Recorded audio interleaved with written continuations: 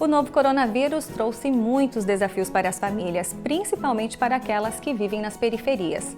Com as escolas fechadas e os projetos de contraturno interrompidos neste momento por causa da pandemia, as crianças passam o dia em casa e muitos pais também, já que estão sem trabalhar.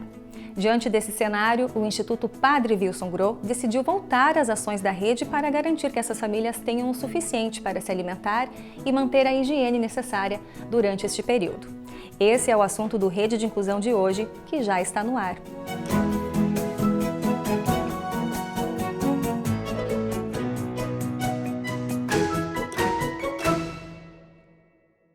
Quem vive na Grande Florianópolis certamente conhece ou já ouviu falar sobre o Instituto Padre Wilson Groh. A rede atua na defesa e garantia de direitos da população empobrecida e, neste momento, por conta do novo coronavírus, não poderia ser diferente. O Instituto está com a mão estendida para ajudar quem mais precisa. O Padre Wilson Groh é o convidado do Rede de Inclusão de hoje. Olá, Padre, prazer em ter o senhor conosco nesse momento. Olá, boa tarde. Acho que o ato mais amoroso é ficar dentro de casa. Vi agora uma médica que falava sobre a questão, como avançou o nível de mortes no Brasil. E ela disse que é determinante que a gente continue dentro de nossas casas, com isolamento total, para que a gente vença realmente as próximas semanas. Padre, o senhor agora, as ações do Instituto estão voltadas para ajudar as famílias que vivem nas periferias e estão sentindo realmente esse momento, né? Quais são os reflexos que o senhor percebe nesse momento, os mais pungentes? Olha, os reflexos mais urgentes nesse momento que eu percebo e que queria utilizar esses meios de comunicação, como essa entrevista, eu percebo que talvez a comunicação da gestão pública ainda não chegou na periferia. E essa gestão pública tem que chegar na periferia com a questão, por exemplo, dos testes em massa, tem que chegar à periferia para discutir as questões como, por exemplo, isolamento. Uma coisa é o isolamento vertical na classe média, quem tem 3 quartos, 2 banheiros ou 5 quartos. Outra coisa é a questão na periferia, onde mora 7, 8, 9, 10 pessoas no mesmo local, usando o mesmo banheiro. Então, se uma senhora, avó, pega coronavírus, como vai ser com contágio familiar? Então, temos de pensar para antever, né, para preservar, para ter uma visão preventiva em relação ao processo da vida. A vida não se negocia. E todas as vidas são importantes. Não podemos achar que quem é envelhecido pode morrer e quem é jovem vai ser uma força futura de trabalho e pode viver. Eu acho que essa visão é uma visão muito higienista. Nós temos de preservar as vidas todas e todas as vidas. Então, os reflexos, passo a passo, se nós não anteciparmos um processo eficiente, vamos ter muitas dificuldades. Por exemplo, a questão dos cadastros em relação a moradores de rua. Foram feitos cadastros, tem moradores que não vão conseguir receber. Estávamos conversando essa manhã como rediscutir esses processos. Nós, enquanto ação, fizemos 2 grandes ações. Uma ação é com a Rede Rua, em que a gente trabalha toda essa questão da rua e os moradores, e a nossa cozinha comunitária aqui do Monte Serrat, ela leva uma média de 350 a 400 marmitas todas as noites para o Sambódromo e o café da tarde. Com vários grupos que já trabalhavam na rua, inclusive está surgindo uma organização nossa agora, nesse sentido da gente ter também uma personalidade jurídica, para que possa também, pandemia, a gente continue levando à frente esse grande trabalho com os moradores em situação de rua. E na rede IVG, nós construímos um fundo para as questões de cestas básicas e kits de higiene. Até semana passada, sexta-feira, já tínhamos passado 3.210 cestas básicas na nossa rede, com kits também de higiene. E as nossas assistentes sociais da rede estão apoiando na questão do cadastro. Só que também, a próxima semana, a gente está fazendo essa semana que vem, todo um contato, porque a gente quer articular, quem sabe, a Secretaria da Assistência Social, a Secretaria da Saúde e a Secretaria de Infraestrutura, para ver como é que a gente trabalha junto em relação aos processos da periferia. Há, sim, muitos gestos de solidariedade. Eu acho que essa pandemia, ela é criativa também. Por outro lado, ela cria solidariedade.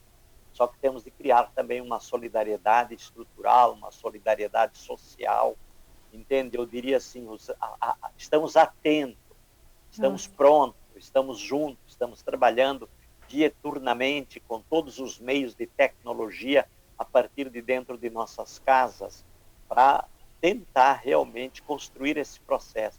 Mas eu penso que nesse momento, nisso que eu estou dizendo, precisaríamos uma comunicação mais explícita, mais direta, uma linguagem mais concreta em relação a esse universo todo do mundo empobrecido. Padre, referente a essa ação do Instituto, né? A gente já sente que, imagina uma família inteira ficar sem alimento, mas nesse momento também o quão é importante os itens de higiene. Então, nessa cesta, nessa ação que vocês estão fazendo, também inclui isso, né? Inclui, sim, exatamente, inclui porque são questões básicas, como, por exemplo, a questão de lavar as mãos, a questão do sabão, a questão do detergente, a questão do álcool gel, né? A questão das máscaras é fundamental. A gente está fazendo uma campanha de máscara, por exemplo, e de que todo mundo saia de casa somente o necessário e utilize máscaras, né? Então, penso que são ações pequenas, concretas, porque quando eu uso máscara, eu cuido do outro, não é que eu cuido só de mim. Na verdade, o uso da máscara é um cuidado enorme com o outro, né? Então, pensar isso nas periferias, pensar a necessidade, por exemplo, com essa crise hídrica que a gente está tendo, nós vamos ficar sem água nas periferias. Como é que vai ser essa questão da periferia, onde a gente diz o vírus é democrático, mas no contexto de um caminho de desigualdade social que nós temos no Brasil, tão grande, o processo da desigualdade, as questões, estamos vendo a nível nacional, o que está significando em Manaus, Rio de Janeiro, São Paulo, Belém, não Pará, em tantos lugares, as questões estão se avolumando, e nós no estado de Santa Catarina, e nós em Florianópolis, demos passos que nós não podemos nesse momento afrouxar. Se a gente afrouxa nesse momento, a letalidade vai ser enorme. Então, pensar medidas e pensar que nós nos antecipamos no nosso estado, que nós, enquanto Florianópolis, nos antecipamos. Mas eu faria agora esse grande alerta que a gente, mais do que nunca, nesse momento, tem de estar muito próximo, muito junto, com ações muito concretas, né?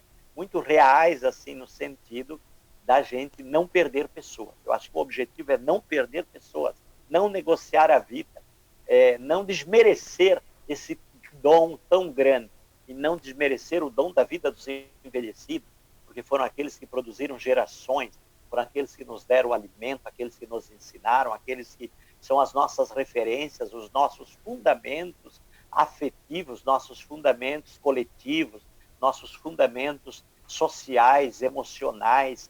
Nós partimos de uma família, então voltar à família. E aí penso que a igreja tomou também uma atitude muito grande a nível de Regional Sul 4, os bispos assumiram a atitude de permanecer dentro de casa e fizeram muito bem com essa atitude. É o momento da gente pensar no próximo, né, padre? Na verdade, sempre é o momento de se pensar no próximo, mas agora ainda mais, né? Eu penso que eu queria até trazer um alento de uma frase de Papa Francisco. O Papa Francisco diz: não pensemos só em nós egoisticamente, pensemos no outro, pensemos na coletividade, ele diz. E aí ele cita uma frase muito bonita que ele diz: não tenhamos medo de viver a alternativa da civilização do amor, que é uma civilização da esperança, contra a angústia e o medo, a tristeza e o desalento, a passividade e o cansaço. Ele diz: a civilização do amor se constrói no dia a dia de forma ininterrupta, pressupõe o esforço comprometido de todos, supõe para isso uma comprometida comunidade de irmãos. E eu acho o ato de ficar dentro de casa é um ato da gente não tornar exaurido o sistema de saúde e, além disso, o cuidado com os profissionais de saúde. Os profissionais de saúde têm família, os profissionais de saúde têm família, têm companheiro, têm companheira, têm ideais, têm sonhos. Nós temos que pensar, eles estão sendo nesse momento o time de frente e sem dúvida quem está infectado é nesses que eles encontram realmente nos profissionais de saúde o afeto, o carinho, o bem-querer, não? Então essa dimensão de permanecer em casa significa, na verdade, o cuidado com esses que estão na linha de frente, esses que estão dentro dos hospitais, desde o corpo clínico, técnico, o corpo de quem limpa, quem varre, quem faz a comida, não? Esse grupo que está dentro, nesse momento, atuando com a vida. Então, é necessário essa ação conjunta, eu diria. E como que as pessoas podem ajudar esse fundo criado pelo Instituto? Esse fundo criado pelo Instituto, ele tem uma conta que eu não tenho nas minhas mãos, infelizmente, aqui agora, mas A gente coloca o número aqui embaixo. Então, a gente pode apoiar com cestas básicas, a gente pode apoiar com kits de limpeza e a gente pode apoiar com fundo. Por que nós fizemos o fundo? Muitas pessoas não querem sair de casa, não podem sair de casa, né? É melhor não sair de casa, faz a transferência e nós estamos fazendo uma prestação de conta todas as semanas, porque eu sempre digo que a nossa ação está na nossa transparência e na nossa credibilidade do investimento. E nesse momento, quem ajuda quer ver a comida chegar na mesa de quem não tem comida. A materialidade desta comida na mesa de quem não tem. Até essa campanha, ela recebeu reforço de nomes bem conhecidos aqui de Santa Catarina, né? Que fizeram um vídeo que está rodando, né, nas redes sociais, pedindo, então, essa ajuda aí para o Instituto para conseguir atingir essas pessoas. Vamos assistir esse vídeo? Estamos vivendo um momento muito delicado.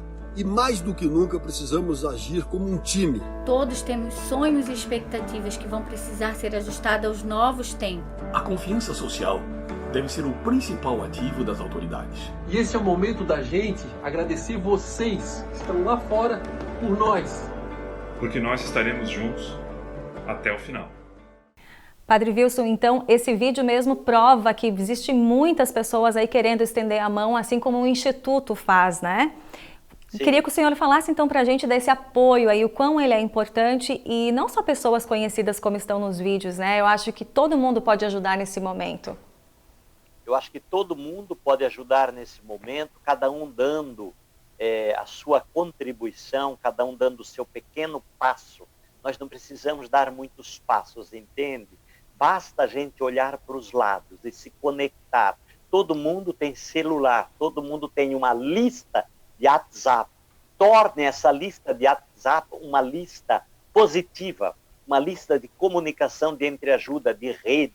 E aí eu acho que é importante, às vezes, ligar para um velhinho que tu tem lá na lista, um idoso, ligar para uma outra pessoa que está sofrendo, ligar para uma outra pessoa que talvez que tu a conheça e ela está passando algumas dificuldades, ligar para uma outra pessoa que de repente perdeu um familiar nisso tudo, né? Ligar para a tua própria família, estar conectado com ela.